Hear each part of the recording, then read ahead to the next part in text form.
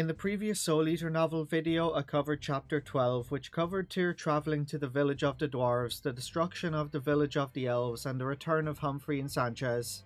In this video, I'll be covering chapter 13, which covers the Liberation Army's battle against Kwanda Rosman at Pannu Yakuta Castle. Some of you have been waiting for this to find out how the novel covers the war battles, and you won't be disappointed.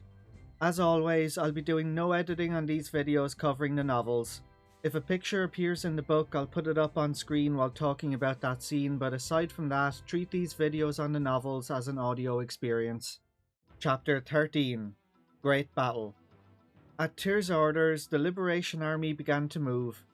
Humphrey and Sanchez joining in the fight against the Empire gave them all courage, and spirits rose even higher when Kirkus, Sylvina, Stallion and Valeria also volunteered.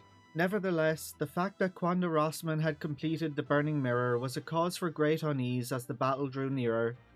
Tir was especially worried that if their army made a single misstep, they would repeat the same mistake as the village of the elves.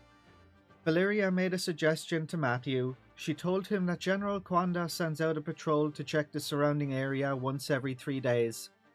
It takes the patrol 5 days to circle the forest, and their route is predetermined, so they could lie in wait to ambush and capture the patrol without giving away their position. Matthew decided to send out Varkas to capture the patrol while their main force set up camp and conceal themselves in the forest to the east near Pannu Yakuta. Matthew called everyone together at the camp for a war council meeting while their main force got some rest. Pan, Lepant, Gremio, Cleo, Victor and Humphrey.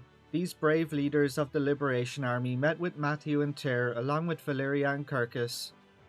Having sat down at a big table, everyone looked around at each other. Matthew spoke first. He told everyone that it's imperative they capture Pannu Yakuta, but the Burning Mirror prevents them from doing so, and if Kwanda turns the mirror on them, they'll be turned to ash in seconds. Lepant asked how can they deal with the mirror. In high spirits, Kirkus took a stand and said he has an idea. He said the Burning Mirror's weak point is how it collects heat, so if they attack when it's unable to collect heat, they won't be able to use it. Gremio interrupted and told Kirkus that since it's autumn, it's difficult for them to gather heat, but the sun is still shining. Cleo suggested attacking when the temperature is low and the sun isn't shining. Matthew nodded and said he was thinking the same thing, but if they wait for the weather to grow colder, that will only give Kwanda further opportunities to attack. Matthew then suggested they launch their attack on the castle tonight. Tir said it's a good plan. Matthew told him to leave the tactical side of things to him as he stood up and assigned everyone their duties. Lepant was in charge of the advance team. Pannu Yakuta Castle was surrounded by forest, but there was a path to the northern side where they could move their troops. Lepant would take up position there and challenge Kwanda to do battle. Pan and Valeria would each command a group of soldiers and lay concealed on either side of the forest. Lepant would lose to Kwanda's army on purpose and then retreat, luring Kwanda and his forces out into the forest where Pan and Valeria would make their move to cut off Kwanda's retreat.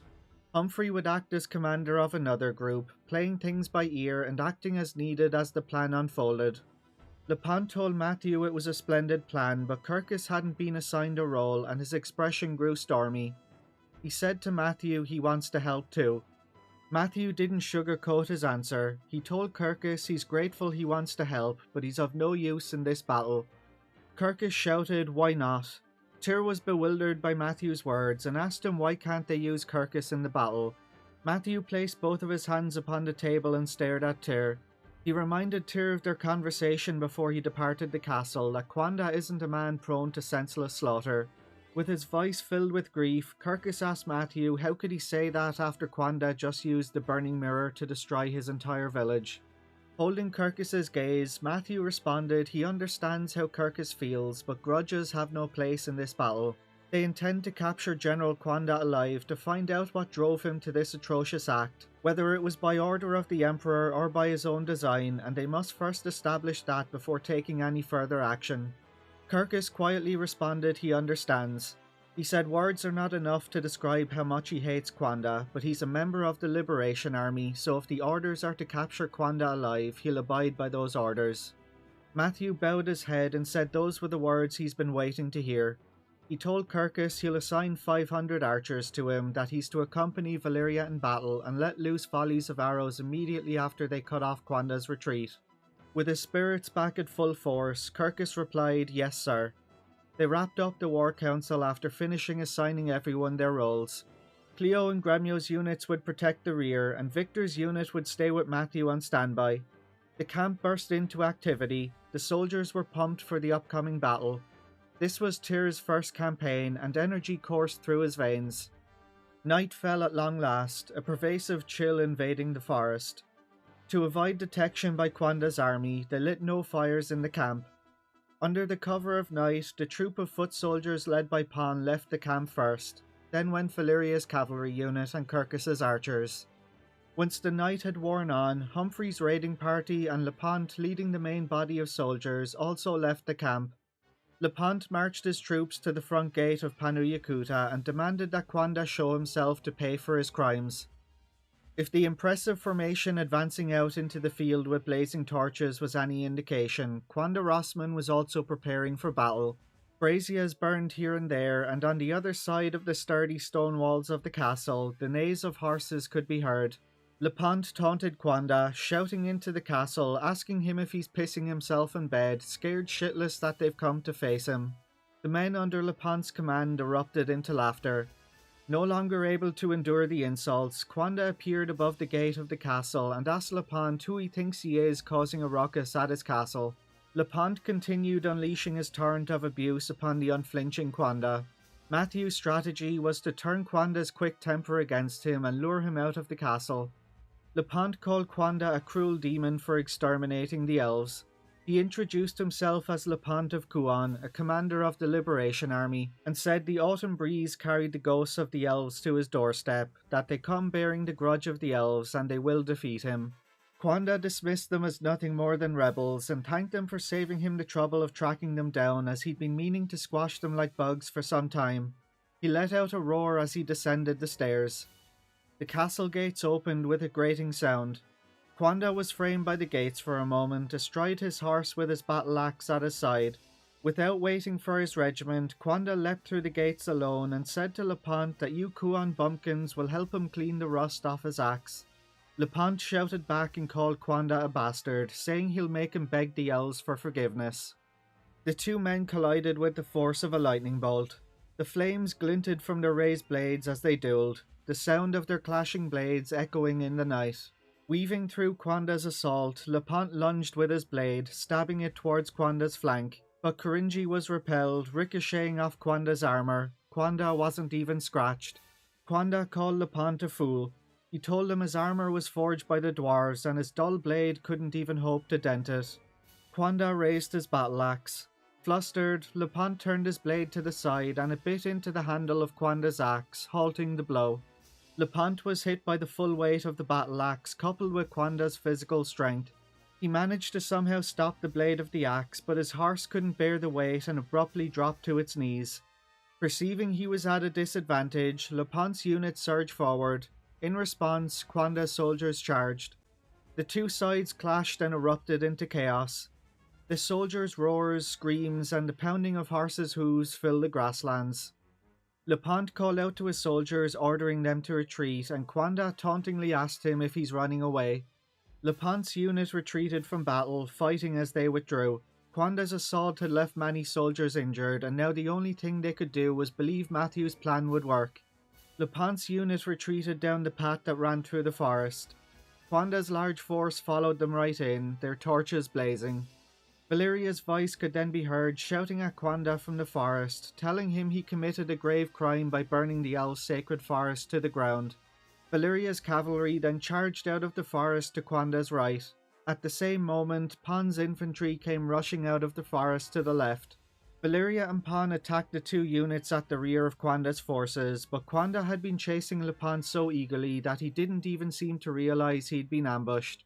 When the sounds of the commotion finally reached him, he turned to his aide and demanded to know what's going on back there. His aide told him they've been ambushed and their path to retreat back to the castle has been cut off.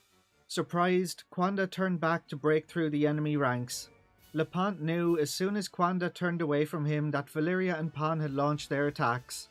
He taunted Kwanda once more, calling him a short-sighted fool and telling him he's caught in their trap. LePant launched a counter-attack with his entire unit. Pressed at the front and the rear, Kwanda's movements grew limited. Adding to his misfortune, a rain of arrows fell on his forces from an unknown source. Soldiers fell in droves. Amidst the chaos, Kwanda ground his teeth in anger and bellowed they haven't lost yet as he ordered his aide to fire 3 shots. His aide replied yes sir and took some sort of tube out of his backpack and pointed it toward the sky.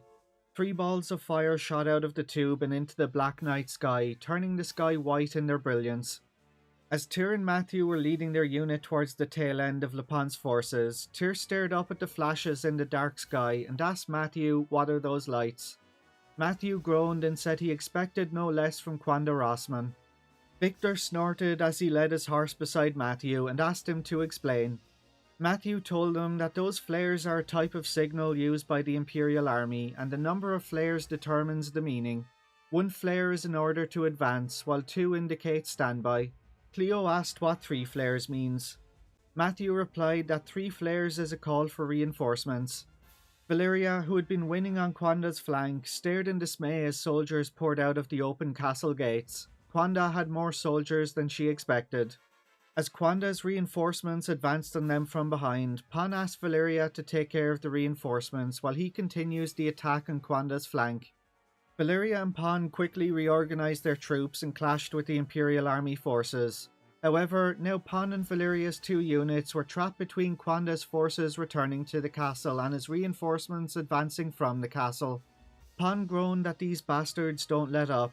Soldiers appeared in front of Pan and attacked him. It seemed only a matter of time before Valeria's unit would also be crushed by the soldiers from the castle. Kirkus did everything he could to rouse his archers to aid Pan and Valeria, who were caught in Kwanda's pincer attack, but it was difficult to tell friend from foe in the dead of the night, and the fighting on the forest pathways had descended into chaos. This was no time for an arrow to go astray. Kirkus and the archers grew impatient. He clenched his fist that they can't loose their arrows and groaned that Kwanda is winning. A cheerful voice called from within the forest, telling the elf not to screw up. Kirkus and the archers peered into the dark woods where leaves rustled. A pair of gleaming eyes appeared, glinting in the dark. Kuramimi appeared and said to Kirkus, "It looks like a close fight, but everything's alright now that the kobolds have come to back them up." Kirkus was reeling in surprise at Kuramimi's sudden appearance, but Kuramimi laughed as he said the Liberation Army kept their word and no Imperial soldiers showed up at the northern forest where they were hiding. Kirkus asked him if that's why he came to help, and Kuramimi responded he hates liars but he loves people who keep their promises. Kuramimi and the kobold reinforcements then charged out of the forest. Valeria stared in amazement at the kobolds. She inferred in a flash that they were allies because they had appeared from where Kirkus was concealed. Valeria raised her sword and rallied her men, telling them reinforcements are coming. Kuramimi told the kobolds not to fall behind and to give it their all. Amid the bloody battle, the Liberation Army regained their fighting spirits. The kobolds charged into the Imperial soldiers coming from the castle. The Imperial soldiers, under attack from Valeria on one side and the kobold clan on the other, prepared to flee. Humphrey arrived on Pan's flank and apologized for keeping him waiting. Humphrey's unit pressed Kwanda as Pan told him he's late and began moving his men back, allowing the injured soldiers to receive treatment. Watching as Humphrey and Kwanda clashed, Pan reorganized his unit and joined Valeria and the kobolds in attacking the Imperial reinforcements from the castle. Victor roared at Matthew with his sword in hand, wanting to know when it's his turn. He had readied his unit for battle the moment Kwanda's reinforcements had come out of the castle. A subordinate came running up to Matthew and reported on the current state of the battle. It only took a second, but to Victor it felt like an eternity. Matthew ordered Victor to charge and to provide support to LePant's unit. Victor said it's head-bashing time and turned to his soldiers, telling them to show the Imperials just how stubborn the Liberation Army is. The soldiers, who were tired of waiting, all at once gave a great battle cry. Victor's horse broke into a gallop. The moment his unit slipped in beside LePant's, the screams of the Imperial soldiers grew louder. The battle between the two armies raged seemingly without end. The land was soaked with blood, the field covered with corpses, and there was no clear victor in sight. Matthew ordered an all-out offensive attack on Kwanda's army. Tir, Gremio and Cleo's units joined the battle, fighting beside LePont. It was Tir's first large battle, and the gruesome sights made him sick to his stomach, but he gritted his teeth and fought on. Gremio shouted at Tir while swinging his axe, telling him that they need to capture General Kwanda alive. The sky was beginning to turn light purple. Dawn was not far off. When the sun dawned, Kwanda would be able to use the burning mirror. Impatience burned in Tir's chest. Kwanda's units suddenly gave cheers of joy. Kwanda was unmistakably penetrating the space they had carved out between Valeria and Humphrey's unit. At that moment, the soldiers Tir and the others were fighting turned and fled. Tir shouted as loud as he could, telling everyone not to allow General Kwanda to escape, but the Imperial soldiers blocked his way and he couldn't give chase. Kuromimi, Pan and Victor all launched incessant attacks from the sides, but the Imperial army merged to form one huge unit, impossible to break through. The Imperial soldiers and Kwanda made a mad dash towards the castle gate. Tir and the others flew right behind them on their horses, but the castle gate slammed shut right in front of their noses. The Imperial soldiers were massed beyond the gates, with no way for the Liberation Army to get at them. Slowly but surely, the sun began to rise over the eastern mountains. Tir bit down hard on his lip without being aware of it. They had sacrificed so much in this battle, only to lose now. Kwanda called out from the roof of the castle, telling them this is what they get for rebelling against the Empire. He told them this farce ends here, and he's going to give them a taste of the Burning Mirror's full strength. The Burning Mirror glinted. As the sun climbed higher in the sky, the mirror shone all the brighter. They were out of time. Gremio looked up at the mirror, mortified. He told Tir they need to pull their forces back. Tir looked back at the soldiers and said he knows. Tir kicked his horse into a gallop and ordered everyone to spread out as much as possible to minimize casualties. Everyone's units began to scatter in all directions. Kwanda shouted at them that it's too late. Kwanda's scorn reached Tir's back. Urging his horse forward, he looked over his shoulder at the burning mirror. It was already emitting a glaring light. Any moment now there would be a flash, and Tir told everyone to hurry and disperse. No sooner had the words left Tir's lips than the burning mirror was enveloped in a dazzling light. An intense wind suddenly sprung out of nowhere ahead of Tir. With a dreadful groan like the roar of a wild beast, the wind whooshed over his head and flew towards the castle. Immediately afterward came the violent sound of an explosion on the castle roof. The noise spread out in a shockwave across the plain, setting the trees in the forest swaying. At the same time, a light seeped out of the burning mirror on the castle roof, closing around Tir and his comrades. Tir looked back once more and saw the burning mirror was no longer emitting light. It was only the surface of the mirror smashed into a million pieces, leaving the roof of Pannu Yakuta Castle fully exposed. And that's the end of Chapter 13. Absolutely nothing like the battle in the game. The author wrote this chapter as if he was describing a cutscene, and I think it's great. I say it a lot in the comments, but if they ever decide to make a Suikoden 1 anime when they're done with the Suikoden 2 anime, I hope they take inspiration from the novel. In the next video, I'll cover Chapter 14, which wraps up the battle against Kwanda and the Great Forest arc. It also includes a brand new scene with Tio learning of Kwanda's defeat and hearing rumours of Tir being the leader of the Liberation Army. Thanks for watching guys, and I'll catch you on the next one.